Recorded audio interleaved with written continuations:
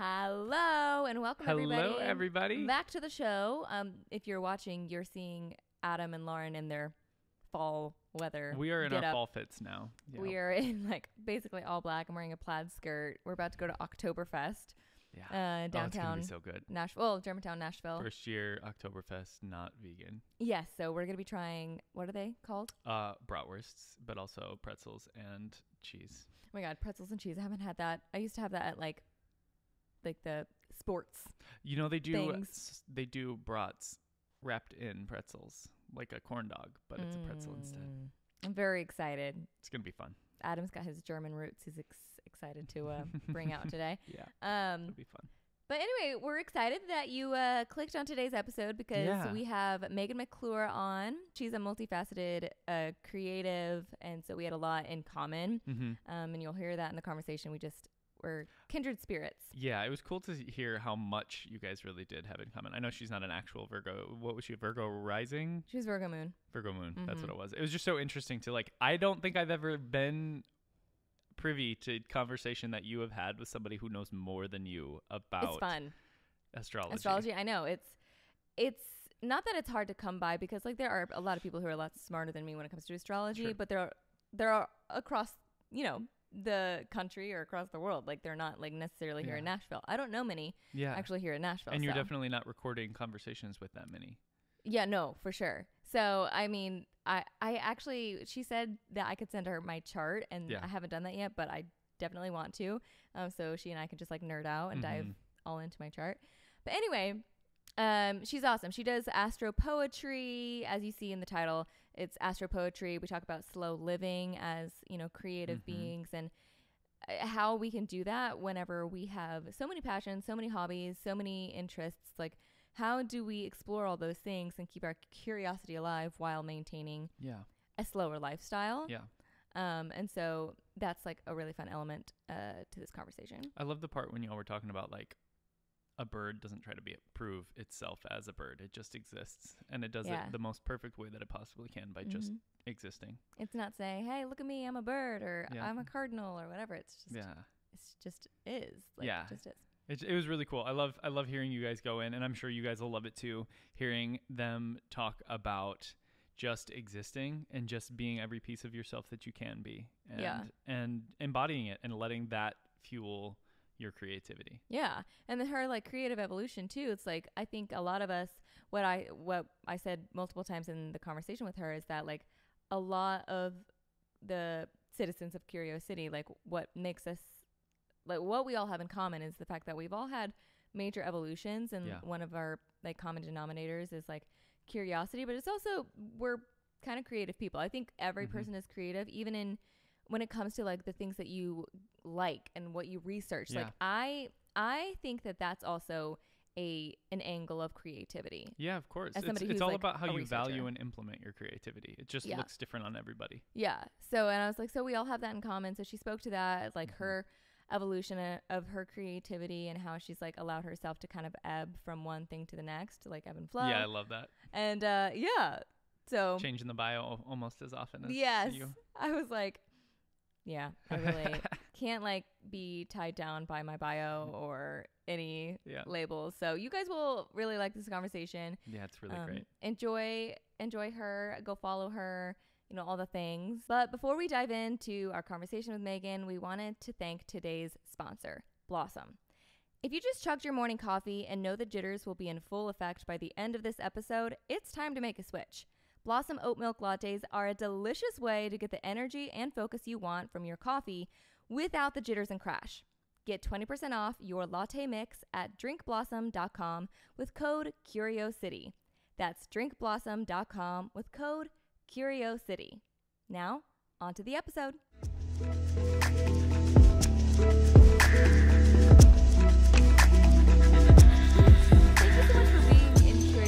Today. I'm so happy to have you and talk with you. Me too. And I love that you guys have such a cute space. Congratulations on that.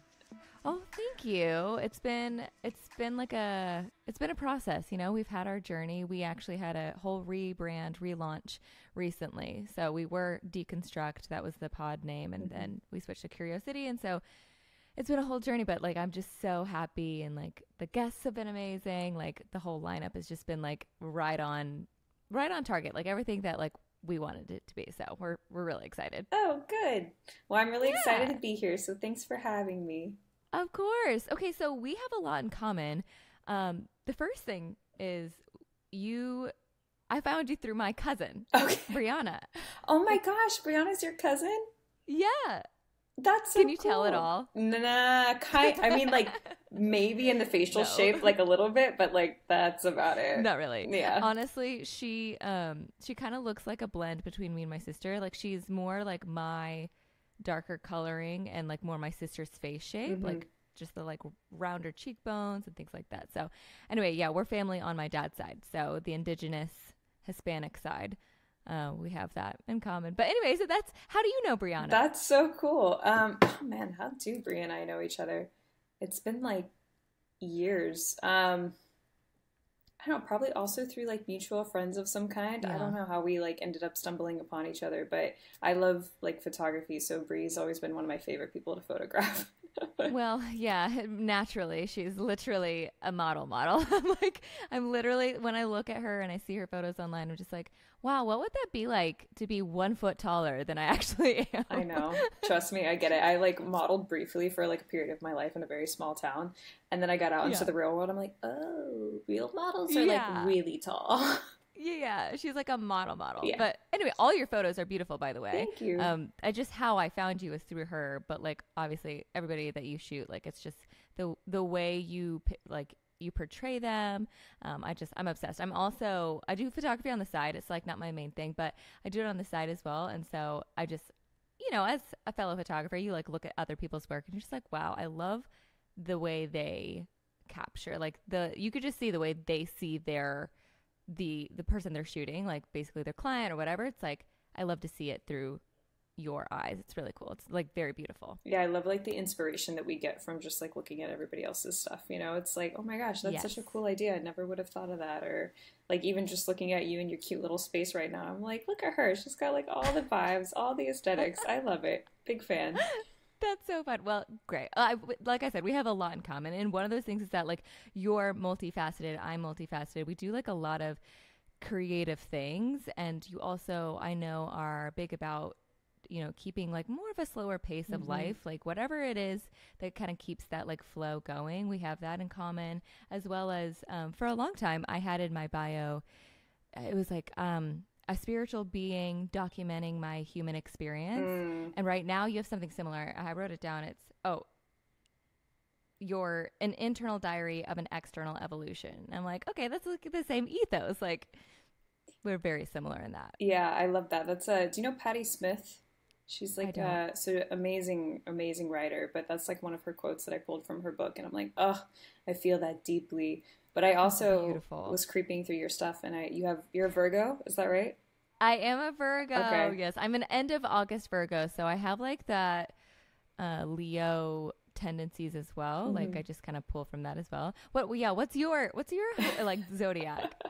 Well, I love the Virgo because I feel like we're so like in love with like small details of life. So it's like, how do we just like slow it down a little, So you're a Virgo too? I have a Virgo moon. So okay, Virgo moon. Yeah, emotional world, very like slow on the inside. But yeah, Virgo moon, Aquarius sun, and then a Cancer rising. But okay. Do you know your top three? Of course, yes. So I'm a Virgo sun, Capricorn moon, Pisces rising. Nice. So I got the double Earth, but then that Pisces keeps me flowy, airy, like a little bit of the disorganized chaos comes from my Pisces. But I'm so thankful for my Pisces. Like otherwise like that Virgo Capricorn thing is it's very structured. It's very like you said, like detailed. I'm all about like the origin of like origin stories. What's the like ideal way to do anything, be anything. And then that Pisces is just like, caution to the wind, like whatever, let's just try it all.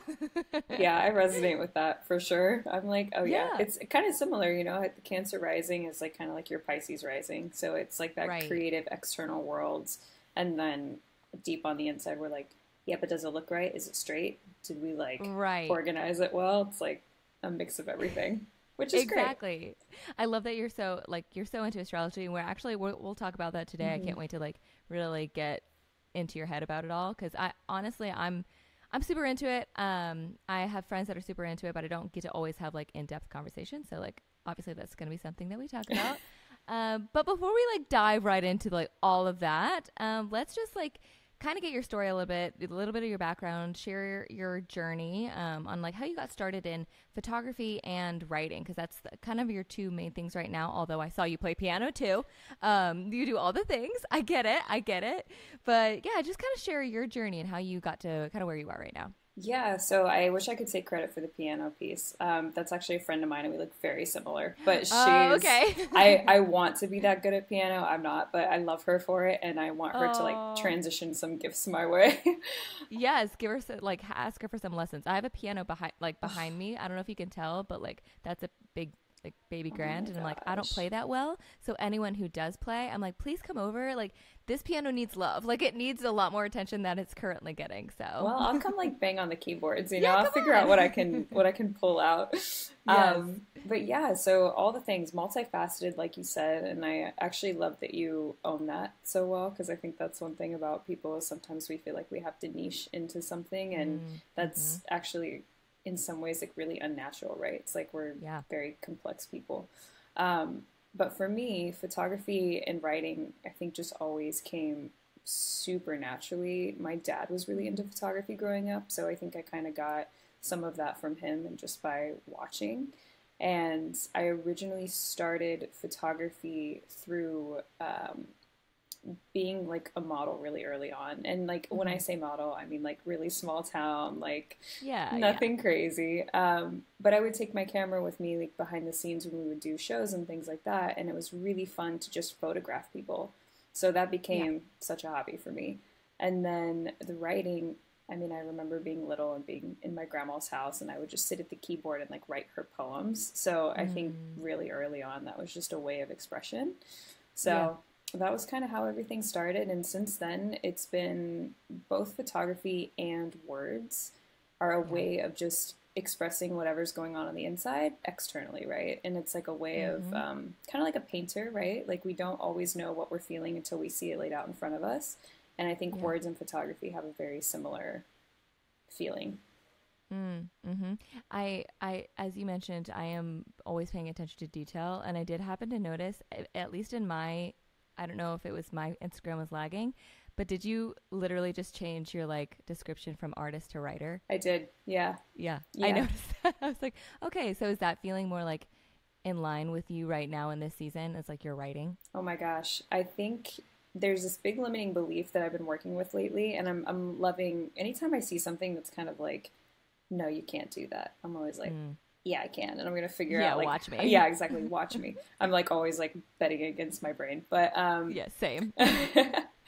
But a good, great Virgo detail. But, yeah, I changed it from photography to artist to writer all within about the span of a week. And something that anybody knows if they've been following me for long enough is like, I have no shame of kind of like, well, I've changed my mind again. Oh, okay, well, I'm going this direction. Like, I'm just very whatever I feel in any given moment until it feels right.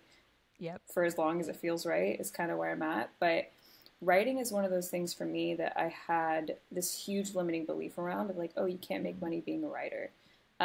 It just felt so hard to me to make that work. And then they created Substack. And do you know what Substack is? Yes, okay. I do. Yeah, one of my friends, her name is Alice Gretchen. She actually introduced me to the world of Substack, and she has like it's like a whole paid subscription sort of situation.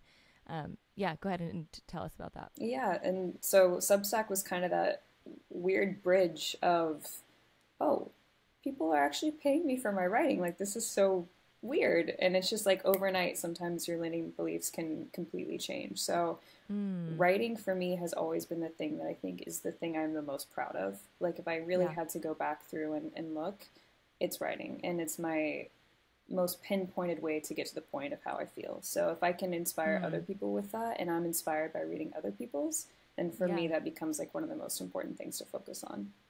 what are the kind of themes that you cover? Because I know like when I was on there and I was doing my sleuthing, so you do like like you talk about like sensual money, sensual living, like just sensual, like sensuality is like a big part, a big theme for you. And like how do you combine personal stories and your emotions and astrology into your writing? Oh my gosh, all the things. It's like, how can I just combine it all together?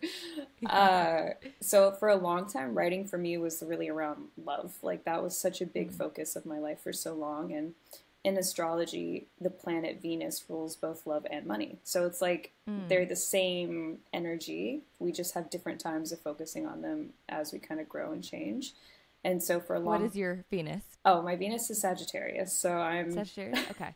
with Mine's Leo. okay, great. So we're both water risings. We both got fire And fire Venuses. Venus, yeah. That's what I'm saying. I'm like, I feel like we're very similar. Oh yeah, I'm picking up on that. No wonder Brie likes us both. Yeah. That's really funny. I could make so many fire Venus jokes, but I'm going to save those for later. Um, Send them to me. I'll just like add it to the content that we post about it later on. this is for all the fire Venuses out there. But yeah, so for a long time it was all about love, and then as I kind of started to grow in terms of getting closer to my 30s, and now I'm starting to think about, okay, well, what is career? What kind of like legacy? What does that even mean? Yeah. It started to lean more into the realm of like, how can people actually create lives that they love, that are like creative, while also like not stepping into that role of, okay, I'm killing myself to get this thing done, or I'm becoming like incredibly masculine in the way that I work. Like, how do I still enjoy my life while Yes. authentically creating? And mostly I think it's because I had such a big limiting belief around that. Like, can I Yeah. actually be an artist and like still live slow and make money? Not be like the starving artist who's like desperate, taking every, yeah. Mhm. Exactly. I understand. Yeah. So that it's like that slower pace, like living that we kind of talked about. Do you have any advice on how to like achieve that? There are so many people, especially in our community. One of the big things we talk about is that a lot of the curious cuties, that's what we call our community, are multifaceted people. Like it's like a blessing and a curse in a way, because you just feel like you can do a lot of things, and so there's so much like you want to put your energy towards so many things, and eventually that could be kind of draining. You can like lose that sense of like a slower life. Like how have you achieved that, or like what have been some of the challenges, or do you have any advice as far as that goes? Yeah, that's a really good question. I break it down to schedule, honestly. Like, especially this is helpful if you are self-employed. It gets obviously more complicated if you have like a full-time job or kids or Right. things like that. But for me, I am self-employed and I don't have kids, so pretty much a free calendar to kind of structure it how I want. And so what I started doing, I think during COVID, this was kind of like my period of figuring out a schedule that was new to me.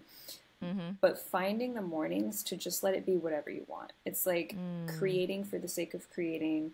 It doesn't have to be anything that you're paid for. It doesn't have to be anything that's like going anywhere.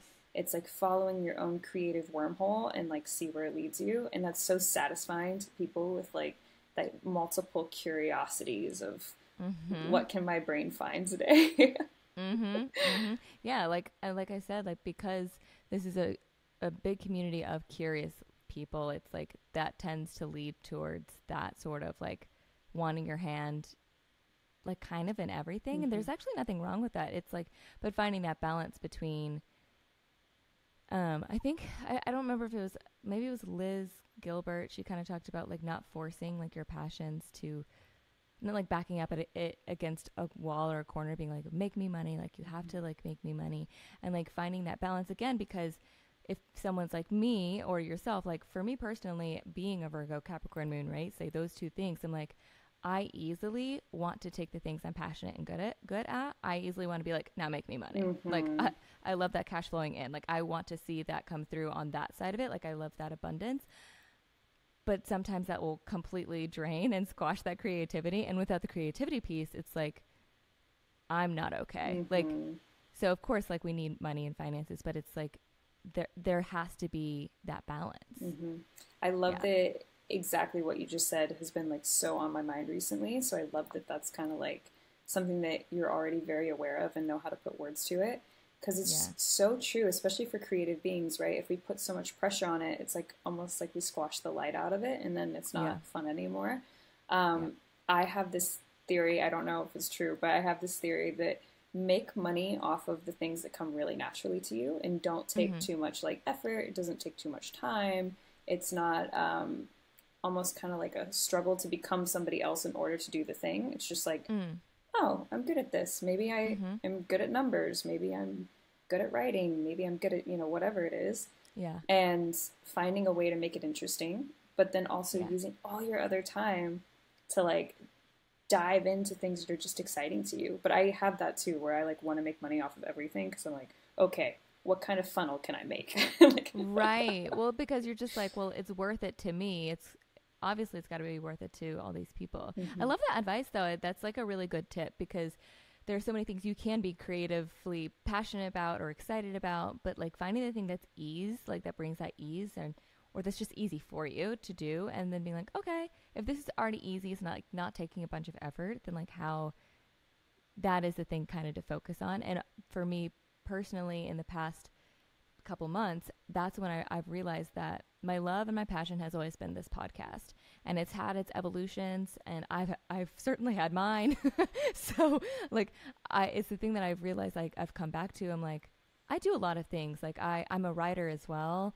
And like I was in Cannes this year because a project that I did, like it won an award. So I was like, am I a writer? Is this like what I'm supposed to do? But it just happens to be like one of the things that popped off. Like it's weird though, because I wanted to tie my identity so much to it because it had these accolades, right? It was like recognized so publicly, and it's something you can kind of tout around. So a big part of me was like, okay, well maybe I'm just gonna identify or parade myself as a writer. And as much as I am that, like that is something that I do, I've realized, like I said, over these past couple of months, that like that's not the thing that I want to, like I'm not trying to make writing, unlike yourself, like I don't want to make writing, like I don't want it to have to make me money. Like that's not where, like I would love for it. I was like, well, sure, who's gonna like turn that away? But like my focus and my ease and the thing I want to show up to every single day is like this podcast. I want to have these conversations. Like this is like my dream, to like sit down and have good conversations with people and work on this and do the emails and book and like work with collaborators and partners and brands, and like that's me. Like that's what I love to do, and it's easy for me, and other people hate it, right? Like there's some people who would hate this shit sandwich that requires being a podcaster. Like that's like what you have to like think about. If you can't tell, like if you know Liz Gilbert's work, like that's also from her. Yeah. So her work really changed my life.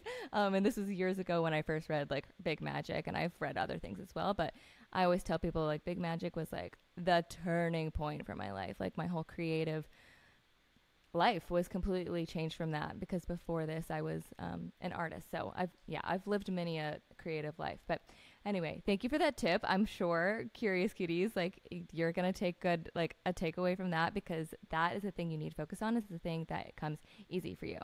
So anyway, thank you for that. Now I know you're passionate about like all things self-development too. Like that's just who you are. Like that we have that in common. And the astrology thing, like you're super into that. How has astrology influenced your creative work and your personal growth? And like, are there any specific astrological insights or like practices that have been like specifically meaningful to you? Yeah.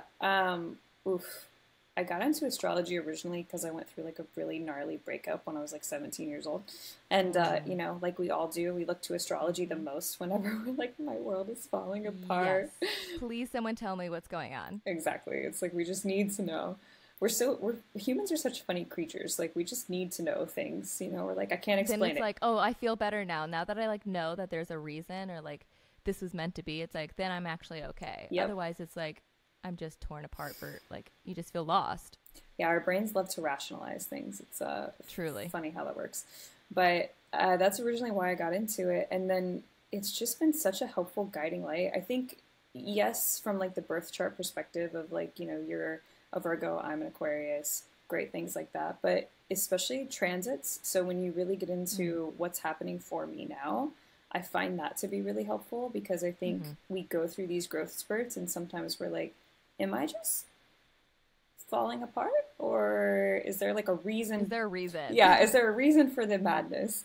And if I can find the reason, then I feel so much more okay.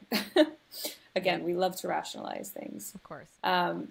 So I definitely recommend anybody, especially if you're like in that 27 to 30 range. Saturn return, baby. Saturn returns. They're no joke. I mean, they are truly a time where it's like, okay, you're entering into the next 30 years of your life. What do you want to do with it? And it's... Has your Saturn returned? Like, where are you at now? So I'm 28 now. So it's it's returning. Present. Oh my gosh. So do you know when it stations like return for you? For me, I believe it's March of next year. So it's close. Okay. But it won't directly hit until March. So we've got some time. I understand. So I just turned 30. Okay. And so my Saturn return was that earlier this year? It might have been earlier this year. I don't remember. I think it was. And it's actually amazing. Like, I'm so glad to be done with my Saturn return. So just to give you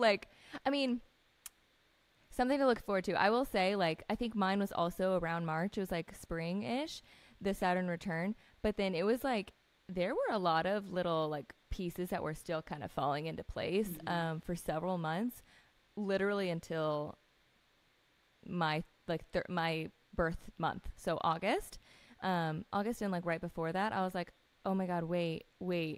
The clouds are clearing. I'm seeing a path. That's the whole, like I told you about the podcast thing, like the rebrand, all these things like came together, and I'm like, oh, okay, my Saturn has finally returned and I'm finally settling into it. Because at first, I don't know if this is how it's going to be for everybody, but for me, I was like, okay, Saturn has returned, but I'm not like there yet. Like, it feels like I'm still walking, like I don't have my footing quite yet. And so just to give you a little bit of hope, like, it feels amazing when you settle. It feels amazing when you like Saturn has returned and you're just like stepping into the next, like you said, the next 30 years of your life. I'm like, yes, I am. Like, I feel that, I see that, and it makes sense now. Yeah. But whereas a couple months ago, I couldn't have said that it made sense. So just to give you a little bit of hope there. What do you feel was like your biggest takeaway over these last couple of months, of like your biggest kind of learning lesson and all that?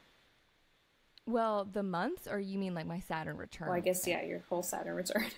Because that was a whole thing in and of itself. Well, so for me, that's like whenever I had my biggest transformations. I was like raised religious. I was in the Christian music industry. I left that, everything. Like, I had a very torn relationship between my sister and I because we did music together. I deconstructed my faith. I got married, and not in that order, but I got married, deconstructed my faith. And then the band with my sister wasn't happening anymore. I had a whole new identity. Like, well, I had no identity at that point, it felt like. And yeah, I started the podcast and I was like just asking a bunch of questions. So my thing is, my Saturn return was like literally every single identity I've ever possibly had. I mean, every single one, like down to family things, like was just pop, like taken away from me. Like I don't have that anymore. Nothing is real. Like, who am I? I'm just like, do you ever feel like a plastic bag? Like Katy Perry says? Yeah. I absolutely felt like a plastic bag. And that was okay. Like, I just didn't know when that was going to end. It truly felt like, I was like, am I crazy? Like, I am going over and over. I feel like I'm just like evolving so much. Like, no one will be ever be able to like keep up. And at times it truly felt that way. I was like, I don't even know what I'm doing. I'm just trying everything. And that's a big part too, is like, once you lose those identities, you're like, okay, well, I can't just be nothing. Like, so you put on identities too. And there's like comfort in labels. There's comfort in like even communities that like I don't really even resonate with now. It's just like any kind of like harsher opinion. And harsher is not the right word, but like anything I could like stand on, I like gravitated towards. I was vegan for a long time. After I deconstructed my faith, also I was like, I felt like I was super, like, I was like very political, but like to a point where I was like, I care a lot, but like not in the way that like super social justice Lauren was, you know, like she was very upset all the time. And so, yeah, I just feel like there's a lot of losing yourself and a lot of trying things on. And then finally, like I said, the clouds clear, your Saturn returns, and you feel like it's supposed to be returned and you're fine, but you need to still find your like footing. Yeah. And then you will. So I guess that's like my biggest takeaway from my Saturn return is like, it's kind of a shit show, but you'll get through it. Yeah, I heard somebody say once, and I really love this. They're like, your Saturn return is basically just an initiation.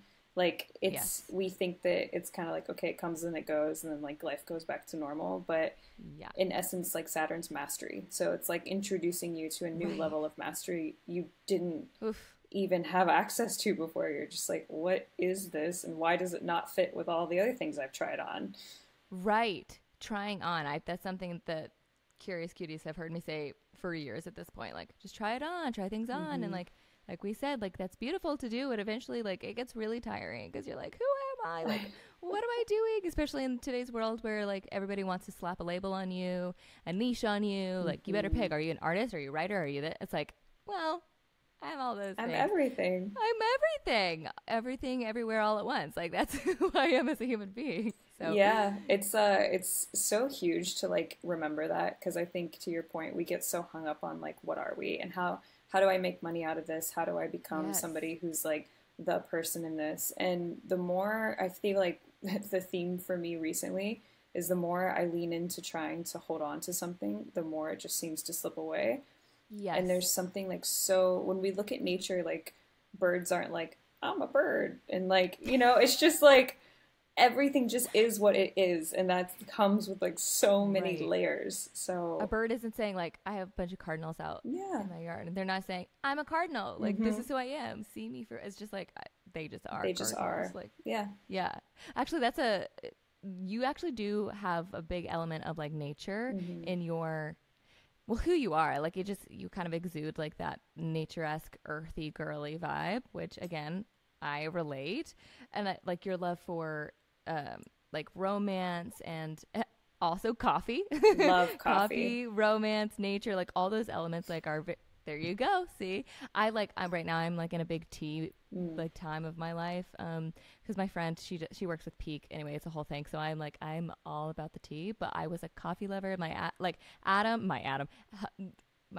husband, Adam, who's also on this podcast, he makes coffee like he was a barista for a long time. So it's like we have all the coffee things. So anyway, that's something like I relate to you in that as well.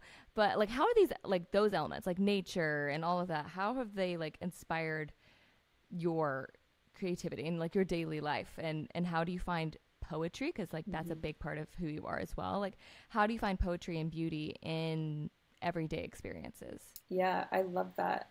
Nature influences like everything for me. And I mean, probably all our Virgo things, you know, it's like, I am so inspired by just how like simple life is, and we make it so complicated, you know? Yes. And it's almost kind of like sometimes when we feel like we should do more, the real reality of it is just to do less and to like sit back.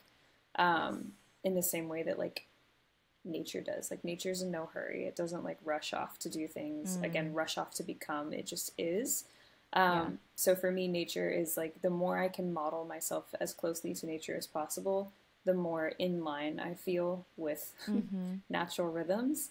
Yeah. And poetry is kind of the same. It's like, it's this mix, right? Like, nature is beautiful and poetic in its own. It's also very just like realistic. It's harsh sometimes. It just is what it is. Poetry is like the rose-colored glasses to life. And so I kind of oscillate between those two worlds of, it is what it is, and also it can be really beautiful if you just have the attention to say, wow, washing dishes could be just another mundane thing to do, or it could be a time for me to just like really reconnect to myself, take it slow, do it thoughtfully, be intentional about it, enjoy that I get to do this. So poetry I is love that. a lens to view life in a more beautiful way. I love that. Actually, that leads me like to my next question, into your astro-poetry for new and full moons. Okay, so I love, that's also, so I found you through Brianna, but then like I was like, oh my gosh, these full moons, new moons, like I loved that so much. Again, I'm into astrology, and so I'm like, okay, I got to learn more. So could you share like your creative process and the significance of the lunar phases for all of us? Oh, okay, yes. So I love putting them into poetry because it's way more fun to write them that way than like your moon is at 6 degrees and blah blah blah blah blah. Yeah. So poetry makes it more fun. But for new moons, so new moons are a beautiful time of manifesting. So I specifically really love to do new moon horoscopes because it's a good way of saying, okay, the moon is in this sign, which means I'm manifesting for this kind of energy. And when you get really like nitty gritty in the houses, then you start to realize, okay, these are the physical, tangible things I'm trying to manifest.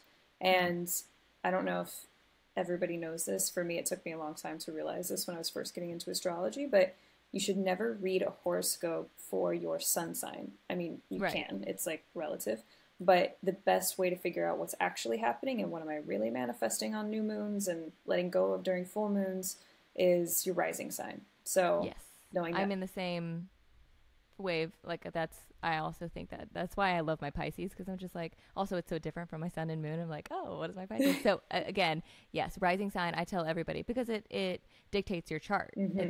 It's your, what do they call it? Your chart ruler? Yeah, it's your, whatever planet there is going to be your chart ruler. Your chart ruler. It's also like the starting point of our chart. It's like start your line. House one, right? Exactly. Yeah. Yep.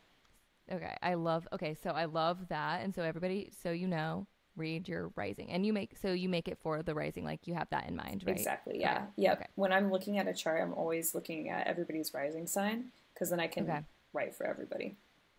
Yeah. Well, when we kind of talked about like the connection between like personal growth and astrology, but could you talk a little bit more about how that's like that goes into play for you, and like how you connect astrology and personal growth in your work? Yeah. So I don't do readings very often, but when I do, it's like really fun to see how people are like, oh yeah, I already do all of those things. Like I just am that way, you know? You're like, you're just confirming pretty much what they already know. Exactly. Yes. Intuitively. Exactly. Most astrology readings are literally just confirmation for whatever it is that you're feeling. But it's really fun to see like the potential that somebody has by looking at their chart. So in my own world, when I'm looking at my chart, or if I was looking at your chart, being able to see the like capability that people have to go out and create things, and it can look so many different ways. But you get such a good idea of like how people are just structured and organized and what they're drawn to. I want to send you my chart. Send it to me. I would love to look at it and like nerd out over it. But it's really fun. And it's like you get to know so much about yourself just by like, even if you don't know what you're reading, just like looking up a free birth chart calculator and being like, oh, I do that. You can go further and further into it. Like I like have recently learned about more about the houses and like how that like affects everything. I got really excited. I think it's like the 10th house is like your career. I think. Okay. Thank you for confirming. You're doing great. And that was really exciting for me because once I read into it, I use the Chani app. I don't know if you, so I like looked into that for my 10th house, and I was like, it almost like brought me to tears because it actually, again, being a Virgo, I feel like my career is like very important to me. And my 10th house, just like everything I read about it, I was like, this makes all the sense in the world. It gives me hope that like, yes, I do sometimes feel like I'm like rocking the boat sometimes, or I feel like I've done so many different things. Like, anyway, I don't need to go into my own personal chart, but it just confirms so much. And I feel like the more like you learn, the more you learn about your chart and about astrology, it's like the more you want to know. And it's one of those things where I don't think you can like ever stop learning. Like it's like you could just keep diving in like forever and ever, which is part of the fun. Yeah, I think that's why curious people like really get into astrology, because we're just like, I can keep There's going. Gotta be more. So is your midhaven line, your career line, is it Scorpio or Sag, or what is it? Now I can't remember. Oh, it's Sagittarius. Sag. Okay. Awesome. Yeah. Yes. And I remember that because Sagittarius is like my favorite zodiac. My husband is Sagittarius. Adam is Sagittarius. And I just end up like just loving Sagittarius people, like all of them. Like the people that I'm just like, you're one of those that I'm like keeping forever. Like even if we're not close, like I'm just like, I'm always gonna like think they're awesome. They're always Sagittarius. Yep. And like even celebrities that I'm like, I feel like we'd be besties, they're Sagittarius. Like Miley Cyrus, she's one of them. I'm like, yeah, for sure. So anyway, that's how I remembered. And then I guess my North Node also is Sagittarius. Ooh. My Chiron is Leo. So I have like a bunch of fire in a couple ways that I'm like still getting into all of that. But again, this is why I want to send you my chart, because like I know things, but I don't know them as much as you know them. So I'd love to like pick your brain. Oh my gosh. Send it over. I get so nerdy about it. So I would love to just like check it out. Send you some voice notes. Yes. Oh my gosh. I love. Okay. We have to move on because I could just do this all day. I'm ready. Okay. How have you evolved personally and creatively over time? So since we know that you're multifaceted, like, are there any standout transformative moments or things that happened to you or experiences that like have shaped your journey? Oh my God. So many. Let's see. There's been a lot. Most of them are usually like synchronicity things where you can't really make that shit up and you're just like, well, here we are now. The universe is just like, yeah, perfectly timed, perfectly orchestrated. Could never do that by yourself. Here yes. Yeah. One that stands out the most is relatively recent, within the last couple of years, but I went through a couple like breakups back to back with two people that were kind of like in my life, one for more of a long term and more kind of like off and on. And I adore them both. I like have this thing, Aquarius things, where I like adore all my exes. It's just a thing that I have. Aww. And when that was happening, I went through like such a dark night of the soul, because it was the first moment where I was like, okay, I've been for my whole life, especially as like a very like romantic, poetic person, put all of my attention onto other people, and like that's been my world. So this is the first time that I get a chance to make me the center of that world. And I was like, I don't even know who I am, you know? I was just like, I feel so like lost. You don't have like that distraction of somebody else. You don't have the you know, trying to put on a certain uniform for somebody else. You're just like totally there with you and your own thoughts. So that was a big step for me in the realm of like just deeper personal development of what do I actually really like. And I think I was single for a lot of like early teenage years, so I was very fully embodied. And then when we get into relationships, we kind of start to we learn about ourselves, right, through like experiencing other people, and we try on things that maybe don't fit us, and then we get rid of things that we actually really did like about ourselves, but maybe they didn't fit so well with our partner at the time. And so when we get on the other side of that, we're completely new people who are just trying to figure out like, who am I? What do I even want? Like, what's important to me? And also like, how do I step into a place of really like valuing my truest authentic self, so that way when I am looking for somebody else as a partner, I make sure that I'm calling in somebody who really truly sees me for like who I really am, and making sure that I also don't give that person away in hopes that like somebody else will like me, you know? So it was just such a codependent learning lesson of all of that, and it's transitioned to everything else. I mean, money, career, job, how you deal with social situations, everything comes down to like, how much do you value yourself enough to not get rid of who you really are to people please everybody else. That's huge. It's so crazy how breakups and like relationships, when you're in a relationship, but also breakups, like you're going to be hard pressed to find somebody who hasn't been transformed by a breakup. That happened with me through multiple breakups and things, but one of the things that I've talked about on the podcast a lot is I used to be engaged to somebody else, and I was with him for 4 years and had paid for it. Like everything was ready to go. Like literally all I basically had to do was walk down the aisle. So it's like, it was very full speed ahead. And ended up calling that whole thing off. And that was the first thing that like I did publicly that was like, I guess you could say wrong, quote unquote, because I just sent out save the dates, like, and it was going to be a huge wedding. Like it was just one of those huge situations. And then, I ended up calling it off. And then from at that point on,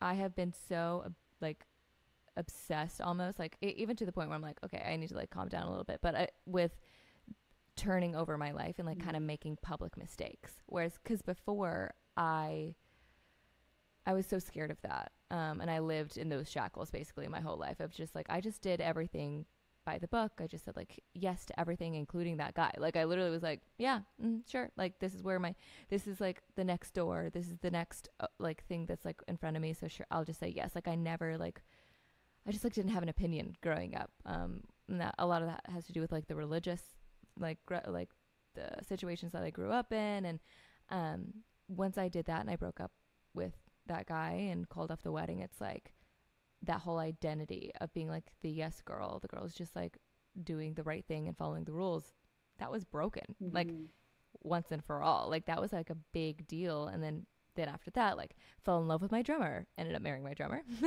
And I also deconstructed my faith when everybody knew me basically by my faith. Like that was like my whole identity. And so it's actually, it's so beautiful. It's crazy how much of our transformations truly come from breakups, from heartaches, and how much of our identity is caught up in other relationships and other people. And then when we can get just like by ourselves, or even when we just like simply learn to love ourselves and to embrace all that we are alone, like on our own. I always say, like, I knew I was in love with Adam when I was in love with myself, like when I was in love with life. And I was just like, oh, and he's like right next to me, like, oh yeah, like you're there, and I love you, I love me, like this is amazing. Like I'm not trying to mold to you, I'm not trying to be anything else. And he was the only relationship I ever had like that, and luckily it worked out, because like we're married now and it still works that way. So it's actually just like a beautiful picture of how there's a purpose for relationships, whether we're in them or we're out of them. Like so much transformation comes from that. Yeah, I love that. And honestly, like I'm so in awe of you, because that's not easy to do at all. It's like, in fact, one of the hardest things to separate ourselves from like the group, right? Or to do the opposite of what we think everybody wants us to do. It's like so wired in like our survival mechanisms of life. Yes. But that's really like, it's pretty special. Thank you for being just such an inspiration for all of us in that, of like, you can always choose your own path. And oh my gosh, yeah. Even to the last minute, you know? Like I always tell like my sister and everyone else who's basically like a little sister to me, like everyone I talk to, I like basically treat like they're my little sister. I'm like, no, I'm a Virgo. You have to listen. Like I have so much to teach you. I want to take care of you. Like I got this. We got this. Lessons to be learned. I always tell her and others that like you're never stuck. Like there's always time to change. There's always time to change your mind. Like there's never a point where you can't go back and change your mind. There's no point where you can't move forward and change your mind. Like that is a huge theme for myself and for curiosity. That's like the whole point, is like staying curious. Like you're always allowed to remain curious. Like that's the whole, for me, it's literally everything in life. Like to me, it all boils down to like being able to stay curious and to live in that freedom of curiosity, where in my earlier years, like that was not available to me. So because of that, it's the thing I care about most, you know. It's the thing I like strive for, and I like try to give for everybody else, and help them learn how to stay and remain curious, and how that's like that's actually okay, and it's safe, because a lot of us were not taught that curiosity is safe. And so speaking of curiosity and like that being a main theme, like I do want to ask you, like, can you tell us like what kind of role curiosity has like played in your own life and like your creative process? Yes, and my computer is going to die soon, so I want to make sure that I say this concisely, and I don't want to leave you hanging in case it does. But yeah, curiosity for me is exactly that. It's like staying open to life, and it's when we feel like we want all the answers, and we feel like we want to know, and we want to have like a 5-year, a 10-year plan. It's kind of like, I don't know. You know, I don't know what's going to happen. Remaining open. We just don't know what's going to happen. And we could look at that as the scariest thing on earth, or we could look at that as the most freedom anybody's ever had, because you can do whatever you want. Exactly. Ooh, I love it. I love that. Okay, so where can people find you quickly before your computer dies? Thanks. Sorry, I totally forgot to plug it in. No, it's okay. I'm like, oh no, it's getting close. Megan McCluer on Instagram. And then Sensually Alive Guide on Substack, which is where all the gooey writing happens.